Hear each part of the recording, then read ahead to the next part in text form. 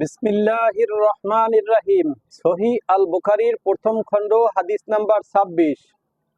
عن أبو هريرة رضي الله تعالى عنه আন্না রাসূলুল্লাহি সাল্লাল্লাহু আলাইহি ওয়াসাল্লাম সুইলা আইয়ুল আ'মালি আফযাল ফাকালা ঈমানু বিল্লাহ ওয়া রাসূলিহি ক্বিলা সুম্মা মাযা ক্বালা আল জিহাদু ফি সাবিলিল্লাহ ক্বিলা সুম্মা মাযা ক্বালা হাজ্জুন মাবরুরুন। সহিহ আল বুখারীর প্রথম খণ্ড হাদিস নাম্বার 26 এর বাংলা অর্থ।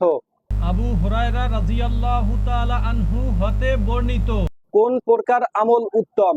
এ প্রসঙ্গে একদা রাসূল সাল্লাল্লাহু আলাইহি ওয়াসাল্লামের কাছে প্রশ্ন করা হলো। তিনি বলেন, আল্লাহ ও তার রাসূলের উপর বিশ্বাস স্থাপন করাই উত্তম আমল। পুনরায় রাসূল সাল্লাল্লাহু আলাইহি ওয়াসাল্লামের কাছে প্রশ্ন করা হলো, তারপর কোন আমল উত্তম?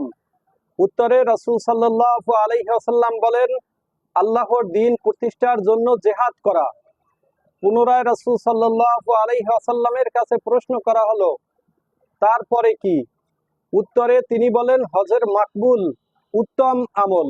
প্রিয় বন্ধুরা, হাদিসটি শুনে যদি আপনাদের ভালো লেগে থাকে, লাইক এবং কমেন্টস করুন, চ্যানেলটিকে সাবস্ক্রাইব করে দিন